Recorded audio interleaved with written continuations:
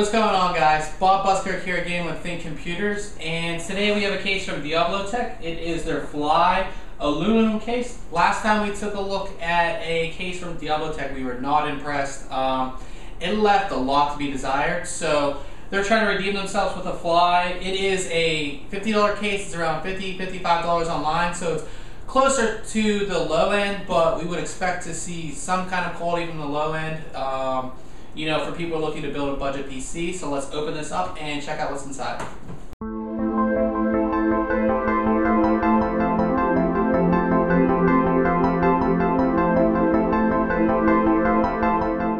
So opening this up should be just like any other case.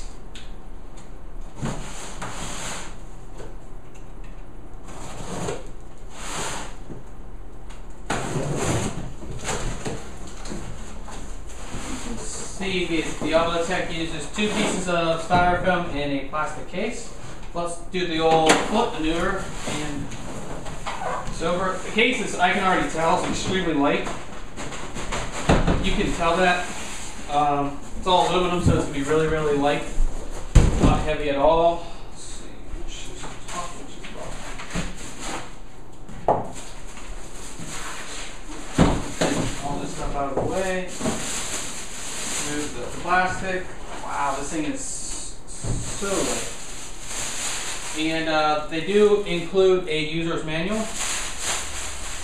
Right, so taking a look over the case, the first thing that really steps out to me, besides it being extremely light because it's made of all aluminum, is the nice brushed aluminum finish. This is one of the nicest finishes I've seen on a case in a while.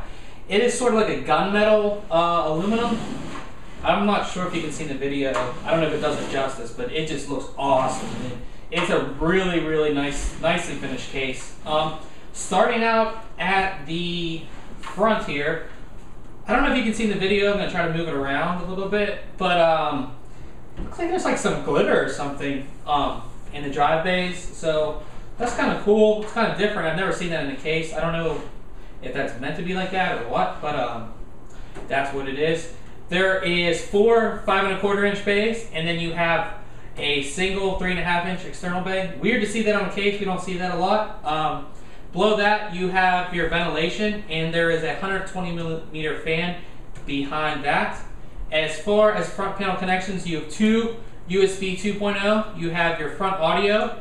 You have power and hard drive activity LEDs, reset button, and power button.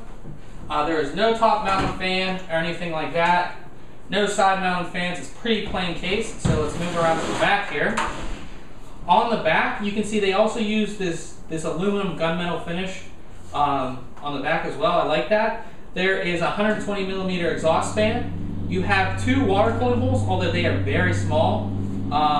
More ventilation holes on the side. Even the expansion slots have ventilation holes. And bottom mounted power supply, as we always like to see. We take a look at the bottom here, rubber feet, and there is ventilation holes here for the power supply. This is not a removable fan filter though. It looks like you can remove it with 4 screws, it looks like, but it is not a removable one, or simply removable one, put it that way. They do use thumb screws on the side panel, which I like. So let's open it up here as I drop the screw. But let's get this out of the way. See how easy the side panel is to take off? Fairly simple though. So now we'll move that out of the way for a second.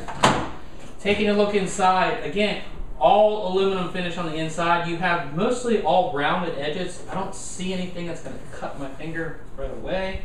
Oh, these right here will cut your finger, looks like, where the hard drive, go in the hard drive cage, these might. As far as everything else, nothing else is really going to cut my finger. So, if we take a look inside here, you have your hard drive cage. It looks like 1, 2, 3 hard drives. They will be using these, it looks like. Get this out of here. They'll be using these rails right here that are included. That means there is no room for a 2½ inch hard drive at all, it looks like. No room for a 2.5-inch hard drive in this case, which is kind of a bummer. Usually, all cases that we take a look at now, there's 3 things that they must have. USB 3.0, a hard drive cage, and a CPU cutout. This case has only one of those, which is the CPU cutout. There is some cable routing holes in here as well. Looks like there's 1, 2, 3, 4, and 5 up here. They don't have the rubber inserts, but these are, oh, this one's not. This top one, all these are rounded, so I'm not going to cut myself, but this one is not. And if I push hard enough, I will definitely cut myself. So you definitely want to watch out for that top one. If you're routing your CPU power up there, that could be an issue. The top 2 5.25-inch bays use this sort of toolless system. I'm really not sure how it works. Looks like it just locks in. The bottom 2 just use regular screws, it looks like. And that is about it.